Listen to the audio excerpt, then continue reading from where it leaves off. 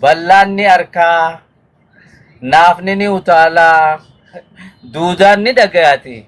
Kootaa raajii waaqaa kana dhagee daawwadha. Akkamitti reediyoo mootummaa tokko beeksisa sagantaa amantii takka beeksisee gartee uummata akkas godha. Tujjeen tuni na seente beeyta cituma kana keessa jala ol.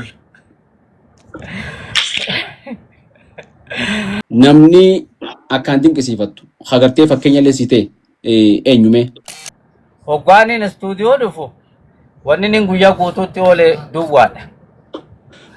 Haalli ammarra jirtu uummata kan tajaajiluudhaaf gartee waggaa 30 kana uummata kana gaazexeessaa taatee miilaan keessa deemtee istuudiyoo keessattis uummata tajaajilaa turte. Mee amma haalirra jirtu akkamii?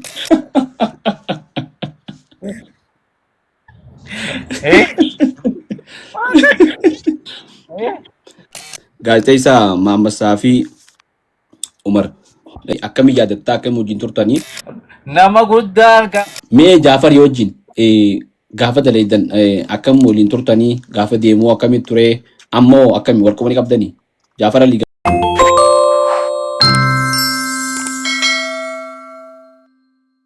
mataa keetiin ciisi jeen akkanatti hoggaa inni ciise hallamadaa dhagaa guddaa fuudheeti dhagaan bal'aan reefu siin jeesan hadirree guddaa san irratti isa akkasii ciise kana dhagaadhaan mataa kana keessa bashak godhee mataan kun akkasii adda facaa jechuudha. Surriin adiin tun dhagaa san irratti ganda guutuu akkasii fixeeti dargin jechuudha.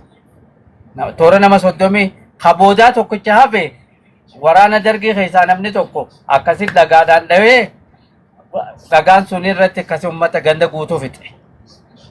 Dhagaan sun hoggaan hin deequ ni calalaqa.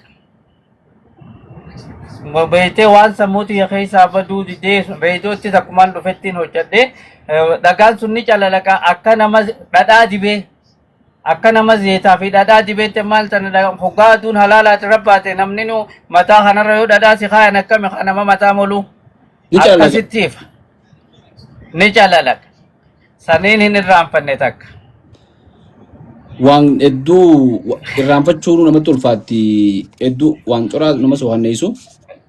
Seenaan akkanaa ta'uu hin himamne wanni akkanaa ta'ullee dhokotteetuma taa'u jirti wanni biraallee kan himamtu. Fuuldura iyyaafannee gattee waan kana bal'inaan fuuldura deemnee iyyaafannee yeroo bijee waan ajaa'ibaa nu himte mee talamaddaatti nu dabri. Talamada ammas beeytee yeroo takka uummanni amantii pirootestaantii takka beente ijaaniin kun ayyaana tokko magaalaa Harar irratti kabajan kunis bara 1993tti. Wayita san hoogganaan kiyya warra beeyta asii Harargeedhaa miti loqonni kiyyaa fi kasaa beeytee inni Wallaggaa waan ta'eef kana beeksisa tokko an dalage. Beeksisni maal jaaseete bal'aan ni arkaa, naafni ni utaalaa, duudaan ni dhagaati. Kootaa raajii waaqaa kana dhagee daawwadhaa jetti beeksifni. Kanaan gaanis ammaan tana beeytee hojii tanaaf beeksisa kana dalage. Namni keenya Harargee lixaatti nafne, Harargee baatti nafne, ilaa Baaleetti akkasit dhufee magaalaa Harar guute jechuudha. Hoggaan magaalaa Harar guutan wanni beeksifni amantiiti. Kanatti sababa saniin gaa beeksifni sun hedduu uummata keenya gaddisiise. Dhagahamaa jiraame? Nin daga. Tole akkasitti dubbiin sun beeksifni sun san dura hospitaala Harar beeyta ogeeyyen fayyaadhaa dhufanii namootan ijaan waan agarree fi kan hunda wal'aananii turan Dadarittis, Hararittis, Bisi Diimottis ogeeyyen fayyaadhaa dhufanii jechuun bilaashetti. Kaniin an beeksise kun ammoo beeksisa amantiiti. Istaadiyooma Harar uummanni keenya akka jirutti guuteeti akkasitti bulchaan godina Harargee baa Geetaachoo Badhaaneeti yeroo sanitti waajjira geejjibaa ajajee akkasitti ummata ganda deebisan hamanaan nama sadi fide hundaatu jira beektaa ka ija hin qabne ka gurra hin qabne ka miilla hin qabne hunda nuuf fayyan jaanii beektee afaan faranjootaa dhufee magaalaa Harar istaadiyoomatti beektee wanna godhaa tura amantii kana beektee ummata amantii pirootestaantii kana babal'isaa ture jechuudha. Saniif hedduu ummanni hiriirallee nabbaan gaafa san.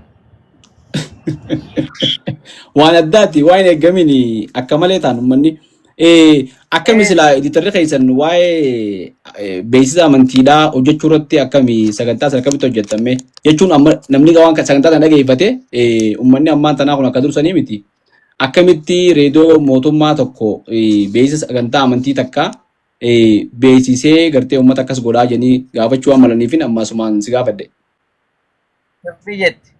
Ichi dura dhoorkaan hin jirtu beeksifni amantiidhaa miidiyaalee mootummaadhaa ka biyya keessa jiru hundaanuu akka feetetti beeksisa beeksifachuu dandeessa turte. Eegas booda sirriitti baheeti 94-95 fakkaata. Akkasitti beeksifni itti baheeti labsiin itti bahee jechuudha. Labsii saniin akkasitti dhoowwame miidiyaadhaan wanni amantii takkalleenu akka hin tamsaasne jaamee malee dhoorkaan hin ture yeroo sana. Sandura yoo gartee akka maata amma janitti muhaadaraa yoo jiraattes walga'iin ta'e islaamaa jiraattes ni beeksiftan jechuudha. Hayya dheeynee dalaynaa mi gaafa sandura dheeynee dalayna turre muhaadaraa babal'aa kan Shee Amiin Ibroofiyaa, Shee Adam Tuulaafaan, Shee Muusaa Suwaalaafaan hojjetan muhaadaraa hunda dheeynee gabaasaa turre. Aanaalee Harargee baa kana hunda keessa deemne. Kan ajaa'ibaati. Akkasii muuxannoon ajaa'ibaati tunis uummanni gartee hin fayyine namni inni fayyine jedhu dhufee bal'aanis naafninis loqoda maali yoo afaan yoo wallagga ta'es hojjetaa ta'ee hanga jirutti inni dubbisuu hin danda'u ture. Laal maal seete jechi amma dogongora san uume jecha tokko koottaa raajii waaqaa daawwadhaa jaabeete. Jechi raajii ju Harargeetti bar beete kuno jecha raajii ju kan Harargeetti raajii haakima beekan dheqeeti raajii haa jaabeeta namni keenya. Dhugaa. Afaan faranjiiti miiraakil jaanesan. Amma uummanni raajii jennaan eksiree tayyan tan agartee.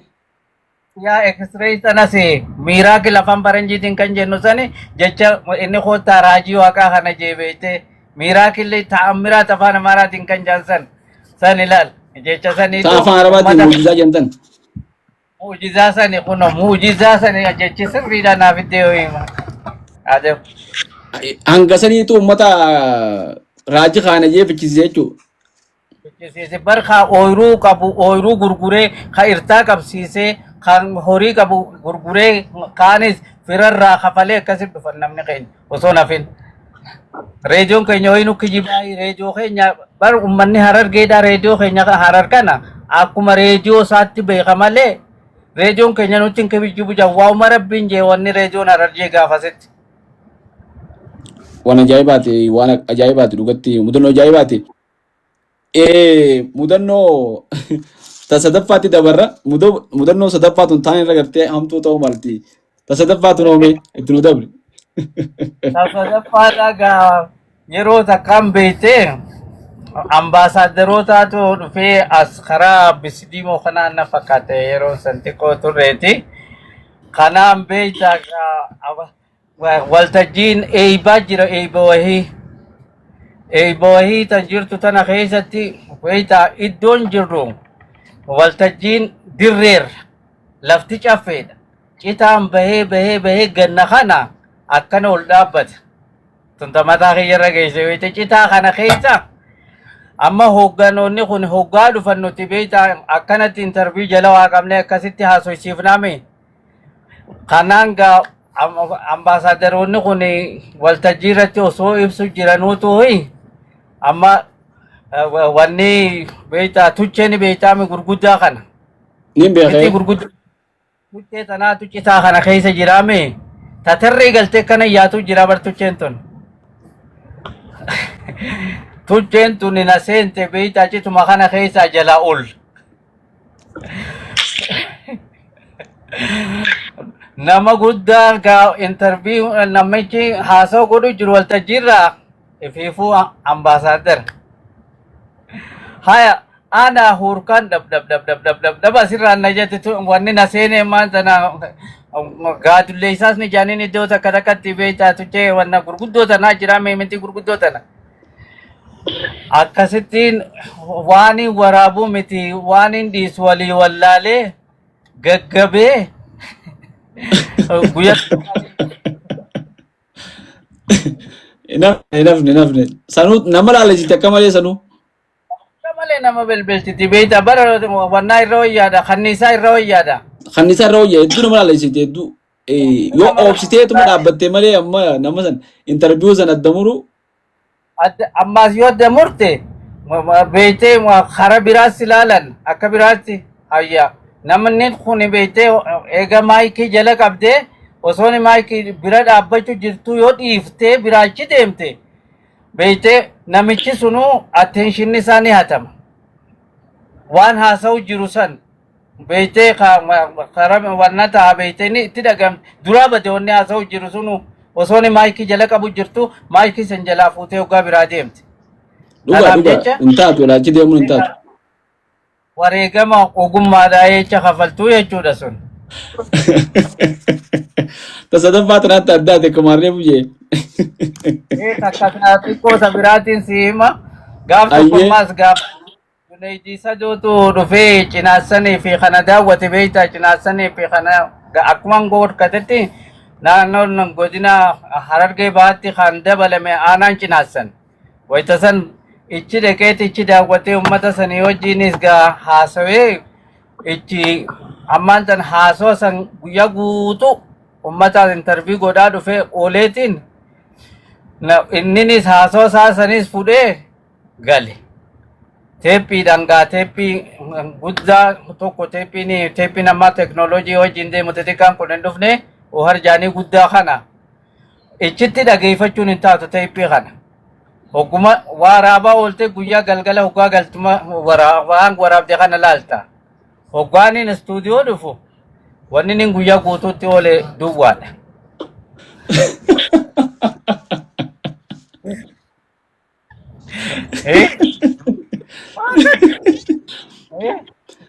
Wanni takka hin jirtu. Wanni takka hin jirtu. Akkasittiin waa takka dhabee bakka hanga wayyaa hoogganaa kiyyaan akkanaan mudadhe jeenni rakkoo si mudataa beeyte akkasitti waan inni ichi harke hunda barruudhaan katabadhee barrutti jechuudha. Haareetti jechuudha. Namni ammas amma osoo taate miidiyaan hedduu dhaqa.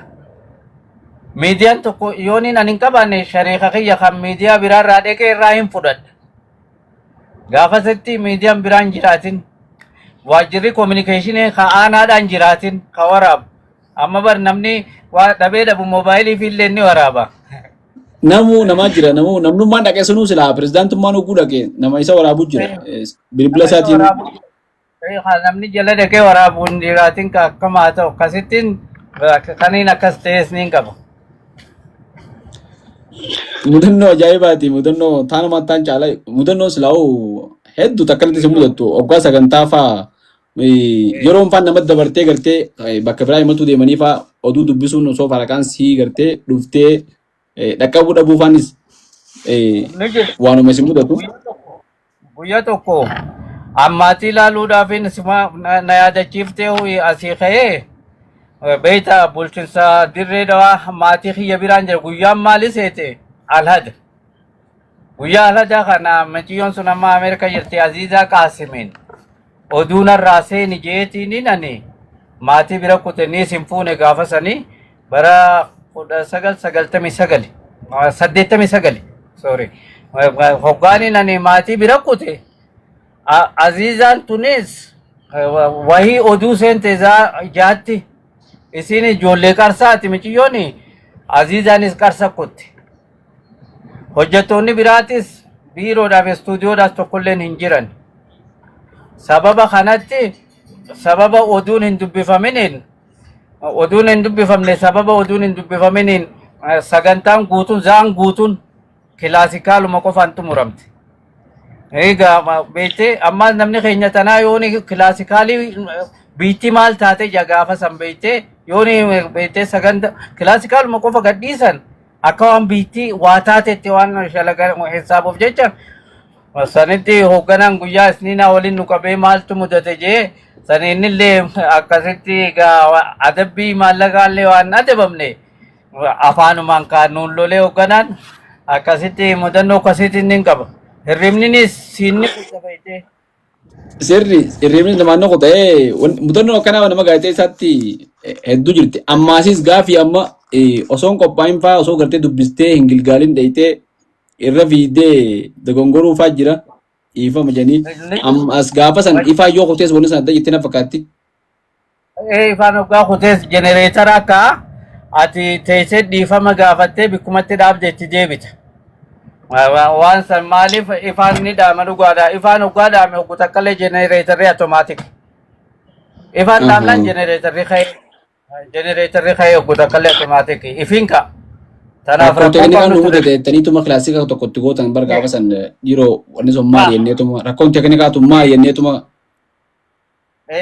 Ammas meeshaa tanaatu dida hoggaa garii beektaa meeshaan tuni haa beektee meeshaan teeknikaa tuni. Akkuma teeppiin beektaa haa teeppiin kaaseta kana bar osuma deemuu osoo deemuu faada hin ciniinu duratti kaaseta. Ni ciniina. Akkasitti maal tana gaa osoo maruu riiliin sun osoo maruutis wanni kun osoo maruuti beektee oogweefaa diduu mala beektaa sani rakkoo teeknikaati kan jennu. Waan ajaa'ibaati kabajamtoota daawwattoota keenya har'aan tana turtii namni waliin taasisu jirru gaazexeessaa beekamaa reediyoo Itoophiyaa Dameera Zakariyaa Ammiyyeeti. Zakariyaa Ammiyyee nama beekamaadha. Lafarratti beekamuu baatus reediyoo keessatti gurra beekamaadha. Ijaan hedduu beekamaa miti. Amma immoo barri teekinooloojii tolee gartee ijaa fi gurraanis namni viidiyoodhaan as bahee dubbachuu danda'a, mul'achuu danda'a. Zakariyaan akkana dhokatee hafuun tun quuqaadha nutis akkanatti naftu fuuldura warri bije Zakariyaan akkasinitti as bahu warri barbaadan viidiyoo kana daawwadhaadha waliifis qoodaadha wal biraan gaha yaada qabdanis waa'ee Zakariyaa waan beektan sanduuqa yaada irratti koomentii irratti nu katabaadha akka isaanitti poostaan erguun hin jirtu ammaan tana koomentii jala katabanii koomentii nu katabaadhaan isin jaa gama gaaffii itti aantutti dabarra. Mee yeroo hojjechaa turtan toora waggaa 30 kana keessatti hojjettoota reediyoo Itoophiyaa Dameerar hedduu hojjechaa turtanii isaan keessaa namni akkaan dinqisiifattu hagartee fakkeenya illee si ta'e eenyume? Maal ta'e dhugaadhaan nama hedduudha. Qophaa'uudhaan waan bareedduu itti qophaa'ee itti cinqatee hojjechuudhaan ani ilaamaan tana nama akka Adam Ahmad harkeen beeku nama addaati Adam bakka jirutti rabbi umrii haa dheeressu qophaa'uudhaan jechuudha waan bilchuu waan bareedduu beektaa tolchee dalaguudhaan itti yaadee sirba sagantaa sanii wajjin deemuunis hedduun dinqisiifadha.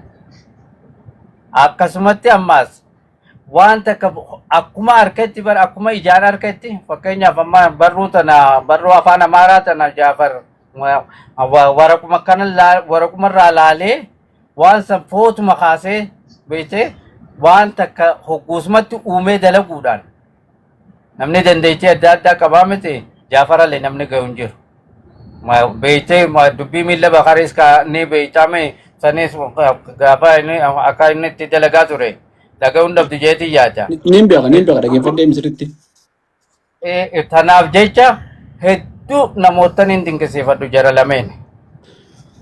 Hedduu bareeddu. Anuu ni yaadadha Adam Ahmad amma sagantaa adda addaa hojjetu muuxannoo addunyaarra jirtuu fi waa'ee heeraa seeraa yoo taates ragaa fideetti akka ajaa'ibaatti haasawa. Na yaadachiifte waan ijoollummaatti hedduu hin raabbanne.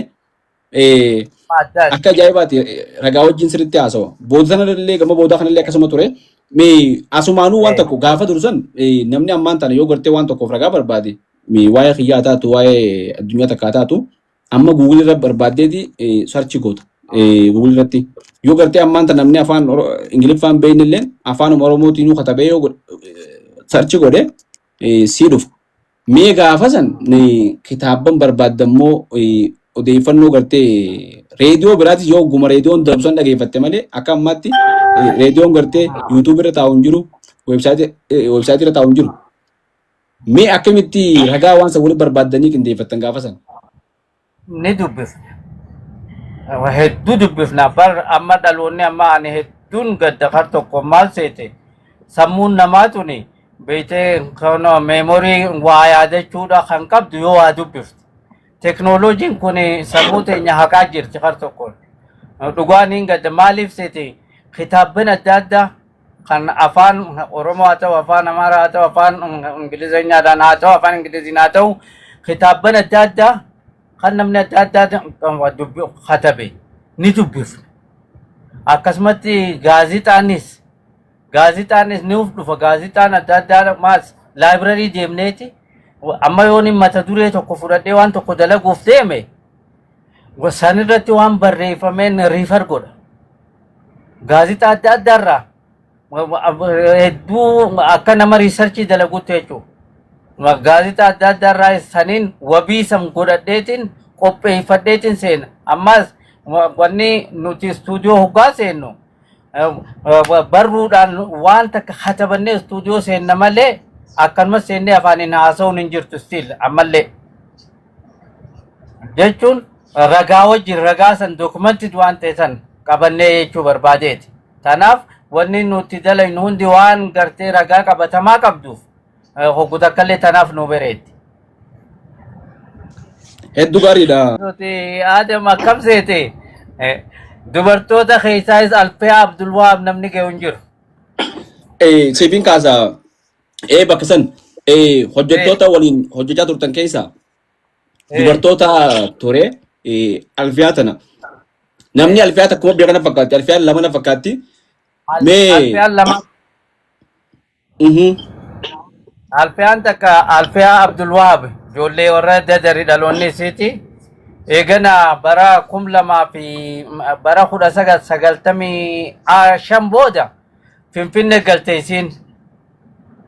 Wayita isiin amma Finfinnee galuu deemtu kana 1993tti Alfiyaa Haaji Yusuf. Duraan ammoo hirmaattuudha Alfiyaa Haaji Yusuf tun eegana dhimma dubartii godina Harargee baallee taateeti ila naannoo Finfinneetti communication eega bara maanta namootummaa amma kanallee communication magaalaa Finfinneellee taatee turte Alfiyaa Haaji Yusuf tun. Amma dhuunfatti hojjechaa jirti. Isiin nu dhufe egaa Alfiyaa Abdulwahaab deemte. Isaan lachuu ciccimoodha. Daran ammoo Alfiyaa Abdulwahaab hedduu cimtuudha. Amma taatee dalajimmaan tana diraamaalee hojjetan san Jaafarii wajjin diraamaalee akkasitti hojjetan san taatee dalajde Alfiyaa Abdulwahaab hedduu cimtuu turte. Namoonni gaafa san dandeettii akkasii qaban sun ammaan tana teknooloojiin guutuu ta'e kana fa'aa kan waan tokko edit godhuun rakkoon ta'in kanatti silaa mul'achuu qaban jeetii yaada. Alfiyaallee numaan harka miidiyaa irratti ni arga. Gaaf tokko miidiyaa banuutti kan jirtullee natti himtee garuu waan kanaa mudateen beekuu namoota reedoo harkeessa turanii fi namoota jajjabaa kana teknooloojiin tun isin taa'ina fakkaatti gullaalu akkuma mul'achuu dhabdanii. Akkam seete dhugaadha beektaa teknooloojiin tuni beektaa jijjiiramni kuni yeruma hundaa'u jijjiiramni hoggaa dhufe takka namoonni dafee fudhatu jijjiirama dhaloota haaraa bikkuma feetettu dhaloota haaraa kanaa wajji dhaloonni haarayni kuni wanni hundinuu meelaalemmaan tana fakkeenyaaf ijoollee osoo afaan hin baranne yoo moobaayilii fi kompiitara laaptooppii fi kana hunda dura keesse kan afaan hin beekne bikka barbaadu san tuttuyitee banachuudhaaf nama guddaarra isiitu dafee banachuudhaaf hedduu faxina dafee hatattamaan jechuudha. Akkasumatti egaa namoonni kun beektee hoggaan teknooloojii kanaa wajjin deemuudhaaf amma numaatu xiqqoo dhaqqabanne malee nutu beektee namoonni mana dura afaan hedduu itti ulfaate. Sanirraahi malee waan biraatii miti. Ammas gaa hojjetaa mootummaa tokko hoggaa taate dhuunfatti hojjechuunis hin danda'amu beektaa yooni kana gadhiifte malee. kanumaan nu qabe maanta na tana jira. Hedduu bareedduudha. Namoota wajjin hojjetan keessaa gaazexeessaa Maammassaa fi Umar. Ammaan tan hin jiru Rabbi Raamtaa godhuu fi mee Maammassaa fi akkamii yaadattaa akkamii wajjin turtanii gaafa inni fuula Rabbii galchanii ajjeefamu sanillee reediyoon himee ture. Reediyoo maanarii. Mee Maammassaa fi akkamii yaadatta? Maammassaafin guyya tokko hojii qaxarame. Maammassaafin anaaf nama addaati. Maammassaafin jechuun faxina. Maammassaafin beektaa duraanis osoo reediyoo Harar kana seenin duratti humna garbarraa ture Baharayilii. Ichi keessatti isaa eebbifamu ga'ee ni beektee mootummaan Dargii sun kufe. Sun kufeeti akkasitti biyya deebi'ee awwadaa itti osoo hojii dhuunfaa isaarra jiruuti akkasitti beeksifni kun bahee naaf inni Maamad Arabootii wajjin akkasi guyya tokko qaxaramneen jechumaan reefu jeesanitti Maammassaa fi jechuun nama addaati faxina hedduu nama abshaala namaati nama hedduu dandeettiillee qaba. Dandeettiillee beektee dandeettii addaa qaba. Barnootattis akkasuma cimaadha. Tara meeqa geeba fudhatee asii hojii irrattillee jechuudha. Barnootattillee akkasumatti asii osoon beektee hojii jiruutu carraa barnootaatu harkatee Finfinnee dhaqee tokkoffaa bahuudhaan dipaartimentii reediyoonarraa geeba waancaa fudhatee achittillee jechuudha barnootattis. Barnootaanis tokkoffaa, dalagaanis tokkoffaa, nama wajjin waliigaluunis illee nama tokkoffaa. Bar reediyoo dhiiseeti osuma reediyoo keenya kana jiru jijjiiraa fudhatee jijjiirameetu Finfinneedhaatti deemee bar sagantaa daawwii jirtu akka EBC keessatti afaan Oromootiin hojjechaati ture. Bar osoon afaan Oromoo karaa Adaamaadhaan hin galin jechuudha. Saatafaa'uun gaafa san ichitti Finfinneetti illee dalagaati ture.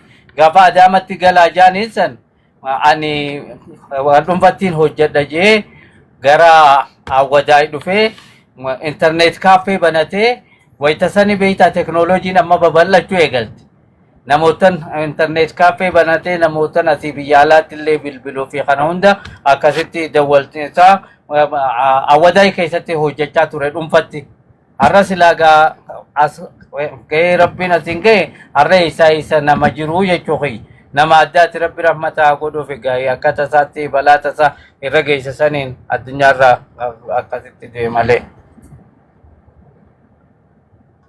Rabbi rahmataa godhuuf nama silaa har'aan tana as jiru miti dhuga baanta baalummata isaatiin Rabbi rahmataa godhuuf mee hedduullee sira ture seddabsiisee wallahi hedduu galatoomi mee Aada Mahammad ana Aada Mahammad kun bar nama sirraa umriin guddaa natti fakkaatu amma guu ati reefu haaftuun akkamii jechuu jireef keessatti mee Aada Mahammad mee nama akkamii Adam jechuun ammaan tana bar eega xurataa bahee amma 18 ni ta'an ammaan tana inni jechuun bara 2002 fi lamatti xurataa soorama bahe bara 2002 fi lamatti almost amata 16 mokkan ammaan tana eega xurataa bahee inni na dura yokkam xiqqaate toora amata bar 25 kana na dura hojjete.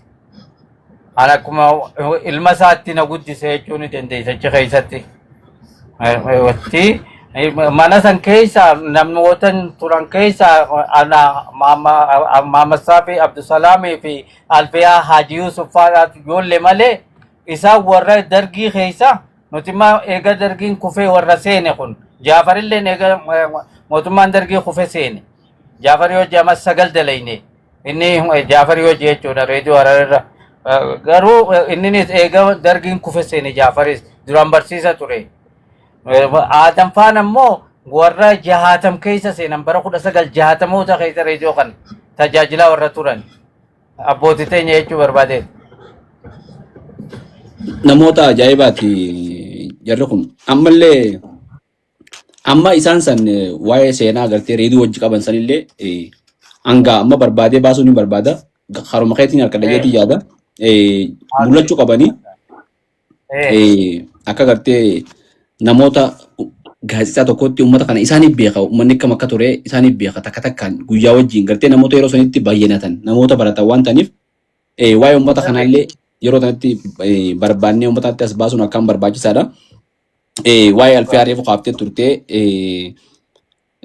jara kana hedduu dinqisiifatta. Mee Jaafarii wajjin gaafa daleeydan akkam waliin turtanii gaafa deemuu akkamitti ture ammoo akkami wal qubanii qabdanii?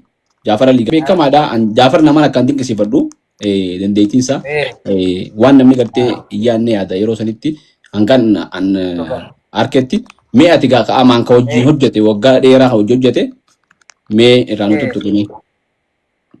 Jaafar jechuun beektaa Jaafar nama addaati amma asoosama hoggaa uumuudhaa ka'e dhaabbatumatti asoosama kana amma isaan barreessa diraamaa fi asoosama kanarra guddaa gaafasan nuuf hoggaan istuudiyoo keessatti ammaan tana nuti barreeffanneeti miti diraamaalee gaafasan dalayno beektee ati amma sheeka taata ati ammaan tana kunoo qotee bula taata ati kunoo amma bulchaa gandaa taata jeetuma namayyuu nu ramadee jechuun tartiibaan nu kaa'ee wanni irratti haasoinus kana jee mata duree tokko nuu kanna. Jechuma keessatti uumna jechuudha waan takka ammaan tana gaafa sana hoggaan dalaguudhaa deemnu gaafeen hoggaan jechuma keessatti kalayna jechuudha. Akkasitti wajjin hojjanna Jaafar akkasii nama ammaas nama addaati Jaafar jechuun ammaas Jaafar nama dandeettii beektee artii kanaaf kenname hayyuudha. Akkami eega biyyaa ba'e hoo eega gartee biyyatti deebi'u ture ammoo wal quba qabdamoo akkami? Egaa gaafa ammanumaatu egaa biyya ambaa dhaqeechi deebi'ellee gaafa inni dura dursu biyya ambaatii dhufu gara biyyaatti deebi'u jechuudha. Finfinnee dhaqeetiin Finfinneettuu qeeballee egaa afran qalloo wajjin ni yaadattaatis jeetii yaada afran qalloo wajjin galma miliineemii sanitti afran qalloo wajjin ichitti dhayneetiin ichittuu qeeballe. Akkasumattiin hoggaan karaa Harargeedhaa gad dhufanis afran qalloo isaa fi Ali Shabbo Adam Haarun namootan hedduu wajjin dhufan gaafa san kaa'anii gaafa jijjiiramaa san hoggaa dhufanii dirree dawaatti illee gaafaan FM dirree dawaarra hojjetu. Akkasittiin isaa'uu televizyiina dirree dawaatiif intarviyuu hunda seenaa isaa irratti waan wajjin dabarsine san hundallee akkasitti isaa'uu intarviillee haasofsiisee tamsaasee akkasuma gaafa OBN Horn of Africa kanatti hoogganaa ta'es ichittis wal quba qabaachaa turre ammas gaafa reediyoon keenya banamu reediyoon ammaan tana lama deebi'ee hoggaa banamus dhufeetu istuudiyoo keessatti kan wajjin suuraalee wajjin kaanee ni jirti ammaan tana wanarratti Facebook irratti ni garta suuraa naafi isa Haji Abdusalaam ji bika takkatti waliin suuraan kaane ni jirti. Wal quba qabna hangasitti jechuun yammaan tana asin jiru gara Awurooppaatti deebi'ee jira. Hangaas jirutti waliif bilbilaa turre. Hedduu bareedduudha namoota jajjabaa akkasii gaafa asoosama dubbii miila bakar kana barreessuus asoosama san gara muuviitti illee jijjiiruudhaaf silaa namoonni akka keessanii agartee xintiirraa hojjiru kun hedduu barbaachisaadha. Isinumee hin agaanuti waan gabbaataniini mee dhumarratti osoo gartee sagantaa tan hin goolamne haalli ammarra jirtu ummata keenya tajaajiluudhaaf gartee waggaa 30 kana ummata kana gaazexeessaa taatee miilaan keessa deemtee istuudiyoo keessattis ummata tajaajilaa turte mee amma haalirra jirtu akkamii hojiin akkamii akkaataa hojii teetii fi beekamtii harkatte akkamii maaliif amma yeroo gartee ta beekumsaa hafteeti namoota hordoftoota qabuu fi namoota beekameetu gootaas ta'ee beekaas ta'ee hayyuus ta'ee mul'ata miidiyaa hawaasaa kanarratti yeroo kanarratti ati gartee gumaacha uummata kanaa gootee fi uummanni kun ammoo hangatti gartee ati kun nuuf laffaatee sii beeke hangam takka mee haalli mara jirtu akkam? Baay'ee gaariidha. Waan gaarii na gaafatte Adam beektaa namni dhugaa namni keenya dhugaa jaalaltii uummanni keenya nuu qabu waa hammana jeetaniin himuu miti. ummanni keenya hoggaani keessa deemnee ammaan tana beektaa amma mudannoolee gara duraa bootaatti na deebifteeti waan tokko na yaadachiifti. Jaalala ummanni keenya nuu qabuun si himuu deema. Al tokkoon bara 1990 keessaa aanaa goloodaa dhaqeetiin ayyaana dhaabaatu chi kabajame. Beektaa Zakariyyuma kana harkaan tuqanna jaaniiti. Dirree guutuun istaadiyoomni guutuun namanarraa beektaa haa dhufaniituma nagaan naan jaaniituma anuma harka fuudhuu fi anuma tuqachuudhaaf mana na cufannu wallaahi laziim hanga mana na cufaniin jee beektaa haa namanarraa dadhabanii na beektee ummata beektee hanga ummanni keenya nu jaalatu garaa ummata keenyaa keessa hanga jirru hangas takkaa jechuu barbaadeeti baay'ee gaariidha. Maaligaa nuti amma har'a wanni itti gammadu dhaloonni keenya dhaloota dammaqaan akkanaa namni Harargeedhaa durattis ni beeka. Hayyuudha manni qaroominni karaa bahaa kanaan dhufe jechuunis ni dandeenya. Jalqaba irratti watuu haaftee jirta qotee bulaas keenyaa'u nama baratee meeqaatam caala. Gammaatis iddoo hedduu deemtee jirta agartee jirta ni beeyta. Garuu gaa nuti immoo takkaa beektee if hin jenne nuti immoo warrummaan gaazexeessitoonni hundinuu dalagaa tan akkamittiin tolcha yaadde malee akkamittiin ummata kana gammachiisa yaadde malee akkamittiin ummata kanaaf waan bareedduu takka fidee saniin as baha yaadde malee mataa kiyyaafin jireenya gaarii jiraadha jettee qaama mootummaa tokko bira deeytee amma mana tokko mana naa kannaan jettuuni gaafas maaliif namni nu dhoorkeetii mi beeki. Sammummaan teenyaa'u akkamittiin beektaa tarraa tanarratti boru saniif namoota kana waan bareedduu dalagaa yaadda malee wannan jettu. Jireenyi akkuma atis jireenyi Itoophiyaadhaan ni beekama. Amma ani manaatuun qabu mantana amma 30 dalagee mana dhuunfaa keessan gala. Mana kiraan kafala jechuudha. Kiraa dhuunfaadhaan mana araddaallee miti beeki. Mana dhuunfaadhaan. Mana qabalee araddaallee miti kanuma dhuunfaan kireeffattee jechuudha. Kan dhuunfaadhaan kireeffadhee san keessan gala. Har'a alhamdulillah ijoollee sadiin qabaa gurbaan kiyya yuunivarsiitii barata. Torbee kana waa hundaafuu haati warra kiyyaalleen torban kana amma difeensisii dhiyeessite maasteraan Haramaa yuunivarsiitii irraa afaan Oromootiin barsiiftuudha. Isinis barnoota kutaa takka hanga 8 kitaabban afaan Oromoo yookaan gartu taate isiidha gulaaltuun. Amma akka naannoo Hararitti Oromiyaa irrattis akkasitti isiin ammaan tana kitaaba qopheessuun jechuun kitaaba barataadha. Biiroo barnoota naannoo Hararitti ogeetti afaaniiti. Haati warraatis ammaan tana torbaanuma kana keessa ammaan tana difeensisii dhiyeessitee ammaan tana yoo baatee as deemtu kana eebbifamti. Maasteraan jechuudha. Alhamdulillah ijoollee barsiifachuutti hin jira. Ijoolleen tiyya. Gaa'ii wanni xiqqoo beektaa amma mana jireenyaa kana qofaa xiqqoo rakkoodha malee waan biraa takkalleedhaaf wanni ogummaan itti gammadu ogummaa miidiyaati artistii kan maaliif ani akkuma reefu jeesanii eebbifamee waan biraa takka dalageellee hin beeku biiroo biraallee gaazexeessumuma malee ogummaan itti gammadus kana xiqqoo beektee mana jireenyaa dhabuun kun na gaddisiisa. Du'aa jira, jiruu jira, ilmaanii fi kana jira beektaa jireenya kee keessatti beektee namni tokko namni ilmi namaa waa sadii qabaachuu qabaame sadeen keessaa tokko mana jireenyaati nyaata waan nyaatu waan uffattuu fi waan keessa galtuu beektee. Kakkitti tana malee wanni biraa takkallee no alhamdulillah. Uummanni keenya kun uummatuma gaariidhallee heddummoo uummata ala roobna fakkaata hedduu jala quban qaban malee uummatuma jaalallee hedduu qabu. Namoota biraa agartee lafaatiidhaan karaa keessa kanatti hin dhiyaannellee amma gaafa jijjiiramni kun dhufe namoota xiqqishullee taatu gartee mul'atan hedduudhaaf. Mana mootummaatis kondominiyeemillee kan nu taatu numaa'u lafa kananii fi jaaruuf hunda taatu ni agartatis miidiyaarrattis namoota adda addaa akkasitu jira.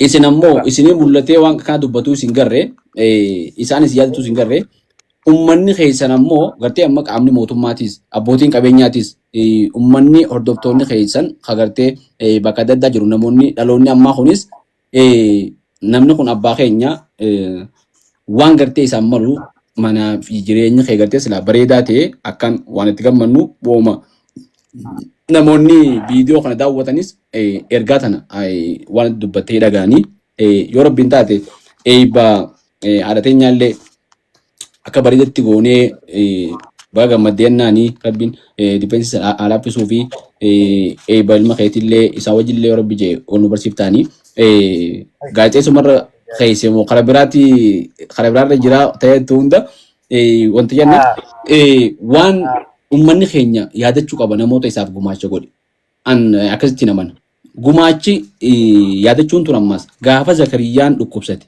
gaafa Zakariyaan gartee sireerra jiru yookaan ammoo Zakariyaan qabrii seenuudhaaf awwaalchaa guyya san boonii guyya san yaadachuun piroofaayila godhachuun footoo isaa ta waliin qaban poostii godhuun an faayidaa qabdi natti hin fakkaattu. Amma yoo dhukkubsattee gartee wallaansa keetii jecha booyanii olii gad fiigan osoo fayyaa qabdu jiruu fi jireenya kana bareechanii akkaataa gartee ati ilmaan kee kana ibbooda gartee yaannetti akkaataa bareedatti akka jiraattu akka godhan asumaan dhaamsa dabarsaa fi dhaamsa kee kana immoo akka lafatti hin dhiifne abdiin qaba. Haalli jiru uummata keenya keessa haala bareedaa ta'uu qaba. Gama keetiin illee yoo xiqqaate seenaan teetuu jechuudha. Seenaan teetuu waan sabaataatii miti amma waggaa 30 kana yoo kitaabaan nuuf fiddee an akka kiyyatti wantoota beektuu jira. Ogummaa tana keessattuu gumaachatti gootee fakkeenyaaf namoota ati parsanaalii qunnamaa turte namoota hayyuu gurguddaa qunnamaa turte waa'ee qaroomaa waa'ee uummata kanaa irratti aadaa fi safuu uummata kanatti fakkeenyaaf amma uummanni kun uummanni keenya wadaaja qaba raabsaa jira agabaaraa jira guuzaa jira waan isin beektan hedduutu akka jira wantoota kanallee gartee yoo gama kitaabaatiin nu as baaftanis hedduun itti gammada. Dhumarratti ayyee dhumarratti mee uummata keenya kanaan dhumarratti dhaamsa qabdu uummata keenya dhaammadhu sagantaa tan dhuftee har'aan tan wajjin gartee kolfii tana sa'a dheertuu tana godhuudhatti hedduun gammadee yeroo dheertuun si barbaadaa ture gaafa qaama wal agarree fasidduu ichi fasidduu si barbaaduu qofa osoo hin ta'in miidiyaa hundeessuu fi miidiyaa akkan miidiyaa gartee akka uummata keenyaan malu jiru miidiyaa waan sirriidha nama sirrii akkaataa sirriitti dhiyeessuu qabu jee amanu fiduudhaaf hanga ammaarraa fudhate yeroo dheertuu ture kan waliin arginu rabbiin asiin nu ga'e ammaan tana miidiyaa mataa keenyaa qabnaa miidiyaa barkoo miidiyaa uummataati. Namoota keenya akka keetii namoota dandeettii qaban ogummaa qaban namoota uummata kanaaf gumaacha godhan habiraallee namoonni beektanis eeruu nuu kannaadha gama feesbuuk keenyaatiinis waasaappiinis taatu koomentii nu godhaadha. Karaa adda addaatiin nu qunnamaadha isiniin jaa mee dhumarratti dhaamsa uummata si jaalatu uummata gartee waraqaa akkasitti isinitti ol dhiichu saniin maal jetta dhumarratti dhaamsa itti dhaammadda? Durarratti beekta atis numaatu na barbaadee asirratti naaf heertee akkanatti carraa kan ceesaa bal'ootan akka wajjin haasofnu na godhuu keetiif guddaa galatoom. Waa hundaafuu beektaa arra lubbuun jiraannee akkana wal agarree warra nu daawwatanii fi nu dhagayan hundaanuu wal agarree akkanatti seenaa keenyarraa xiqqollee taatu beekte isaaniifis ni barsiifte atis hubannoo kan nuti jettee dhaloota ammaati birallee nu gahuu keetiif akkasumatti isaanis warra nu daawwatuu fi nu dhagayus guddaan galatoomfadhaa jaalattoota keenya hundaanuu.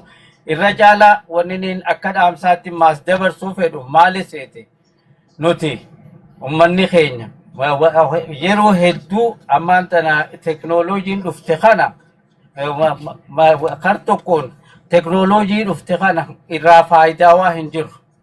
Kara biraatiin ammaas teknooloojii dhufte kana irratti namoota hedduu beektee wal qeeqanii irra walit duulaniin arga. Ammas teknooloojiin dhufuun kun beektaa wanni dhufteef waan gaarii waan nama barsiisa waan nama bashannansiisa waan nama hubannoo kannaa waan dhaloota dhufuufillee seenaadhaaf lafa taa'a itti walii kaayuu qabna malee beektaa faayidaa yeroo gabaabduu faayidaa yeroo ammaan tana qofaaf waan boru seenaa ta'e waan boru beektemmaa seenaa ta'e dhaloota illee miidha akka irratti hin hojjenne maaliif arragaa teknooloojiin dhufte jee namni carraa harkate kanatti as bahee waan hin taane hunda hoggaan hin beekte walirratti illee duulaniin arga. Jechootni maanta nuti amma miidiyaatti hoggaa fayyadamnu jechoota kana jechoota safuudhaan ni eeggan. Tan safuu hawaasaa cabsitu jechoota qaaniidha jechoota beektaa nama jechoonni kun wanni haasoitu tun tan nama guddaa haasoitu jira ta ijoollee haasoitu jira tan ambaa haasoitu jira tan nama keetii haasoitu jira mee kana hundaa'u eeggannoo barbaachisa. Teknooloojiin amma babal'atte kun ogummaa maleedha ammas namayyuu beektee akkanumatti beektaa itti seenee arraan tana numaatu namoota wal arrabsuu fi namoota jecha fofokkataa haasa'an saniitu folloowara irra hedduu qabanii gartaatiisi. Kanaafuu wantoota akkasii sanirraa osoo akka if qusataniin barbaade. Deebiin maas wantoota beektee ummata keenyaaf beektee ummata kana wali buusa. Sanirraa eeggannoo akka godhan. Arra beektaa gaammaan tana carraa miidiyaa harkadhe jeetiin namni kun waan hin taane yoo irra dabarse wanni suni beektee seenaadhaan ol kaayamtee waan teessuuf jecha. Maaliif namni waan nama walitti araarsa, waan nama walitti firoomsa, waan nama walitti jaalachiisa, waan ammaas bu'aa qaba, waan namni irraa baratu akka dabarsaniin barbaadamaa tana teknooloojiitti warri fayyadaman. Dhaloonni manguddoonni keenyaas ammaas amma manguddoonni dhaloota kana gorsuu qaban, dhaloota kana barsiisuu qaban, dhaloota kana manuma fiirraa jalqabanii ilmoo dhalanirraa qabanii namoonni beekte namni beektaa yooni mana keessa haadhaa fi abbaan naamusa barsiisan gabbahee waan hamtuun dubbatu namni kun waan ijoollummaadhaan baraterraa guddina umrii isaa guutuutti hin jiraata waan ta'eef tanaaf jecha gahee abbootiin amantaa keenya bahuu qabu abbootiin amantaa keenya bahachuu qabu gahee haadha abbaan bahachuu qaban haadha abbaan bahachuu qaban gahee barsiisonni keenya bahachuu qaban mana barnootaatti ijoollee teenya kaabeetee qaruudhaan bahachuu qaban namayyuu roga jiru hundaan beektee jijjiirama fiduudhaaf jijjiirama addaa jechuudha jijjiirama hoggaaniin siin jee kan beektee jijjiirama fuula dura nu tarkaanfachiisa jijjiirama namni Harargeedhaan ammaas waa hedduudhaan dur tokkoffaadha ni eegal xumuruu irratti gizee hedduu beektee ittiin fufnu beektee dafneeti beektaa yookaan abdii kutanna dafneeti wataana dhiifna waan san ta'uun qabu itti cichuu qabna waan eegalle takka itti cichinee beektaa waan faayidaa dalaguu qabna qabeenyaas horachuu qaba namni keenya dhaloonni ol deemu kun qabeenyaas horatee qabeenyaas leecalloos qabachuu qaba namni keenya namni Harargeedha leecalloos qabatee beektaa leecalloo qabatee jabeessee leecalloo tanaanis humnoomuu qaba kan biraa kan irraa eegu tokkollee hin jirtu namni namaaf haqa namaa eegu tokkollee hin jiru abbaatu haqa fi falmata haqa saasan irratti du'u qaba irra cichuu qaba irra walii tumsuu qaba irra wal diiguudhaa miti beektee kan taaneen dhaabbadhu karaarra hin jirtu waliin jechuu qaba karaarra wal kaayaa akkasii yoo deemne anallee maan taane moo bikka tana sirriin jirtu jennee akkasitti wal jala yaa'uu danda'uu qabnaa tan jettuun qaba dhaamsa. Hedduu galatoomi dhaamsa bareedaadha qabu dhumarratti nu dhiyeessite wanti gartee namni akka keetii namoonni gartee beekumsa qaban uummata kana dura jiran beekamtiis qaban dhaamsa akkanaa osoo gartee miidiyaalee hawaasaa garaagaraatiin dabarsanii dhaloonni karaa amma deemu jiru kan akkatti hin fagaatu fuuldura gartee mul'atteetuma kan gartee gorsa akkanaa wantoota gartee ogummaa teetiif dalagaa teetii hojii waliin tuqnallee taatu kan nu dhiyeessitu akka ta'e niin abdadda. Turtii hojii taasifne keessatti hedduu waan ajaa'ibaa waan bareedduu hawwii arraan tana ba'aa guddoo takkanarraa ba'aa addaa namoota akka keetii harkee qaamaan hojii haasa'uu daran miidiyaa irratti waan seenaaf ta'u takka irraa dhiisuudhaaf hedduu takkaan hawwii guddaan qaba. Hedduu si barbaada ture.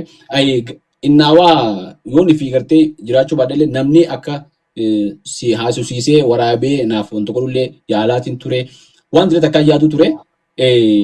Wanni sun hundi naaf jooyitee arraan tana alhamdulillah hanga amma reefu oggaa gartee seennee goonuutti hin amanneen ture. Yeroo hedduu si bilbilu ture atuu reefu jechuun gumee akkasii bilbilee hin amanneen ture. Hedduun gammadee wallahi hedduu galatoomii waan hinju jechaan waan ibsuu danda'u hin qabu. Kabajamtoota daawwattoota keenyaa turtiin gaazexeessaa Zakariyaa Miyyiitii wajjin taasifnee asitti raawwatama. Viidiyoo keenya kana laayik godhaa, sheer godhaa, barkoo miidiyaa sabiskiraayib godhaa. Gaazexeessaa Zakariyaa Miyyee viidiyoo isaa kana daawwadhaadha. Seenaa isaa waan inni haasawee fi waan gartee seenaa isaatii fi gorsa isaa kanaas wal biraan gahaa hundi keessan sheer godhaadha. Yaadannoo qoodaadha. Isaa jajjabeessaadha. Fuulduratti gartee miidiyaa kanarratti deddeebisnee kan finnee isaa fi namoota kasaa biraallee finnee dhiyeessinu ta'a. Namoota keenya yoo nuti hin baafne nuti abbootiin keenya seenaa dalaganii nuti seenaa isaanii yoo baasuu dandeenye dhaloota abbaallee dhaadullee ta'uu hanqannaa taati. Akka akkasiin hanqannee abbaa caalullee baannu abbaa dhaaluu san akka hanqanneef seenaa abbootiin keenya hojjetan qalamaanis tahee miidiyaa irrattis irraa hambisuun dirqama keenyaan ja'a. Abbaa kiyya hangafa keenya akkaan jeesif sun beeku wallahi hedduu galatoomii umri dheertuu fayyaadhaan nu jiraadhu. Guddaa galatoome. Hedduu galatoomii nagaa nu turii asiin nagaa siin jaa. Waalaikum assalam warahmatullahi wabarakatuh. Hedduu galatoomii. Nagaa naa ture hedduu siraa gammade wallahi nagaa ture. Inshaallah. Assalamu alaikum warahmatullahi wabarakatuh.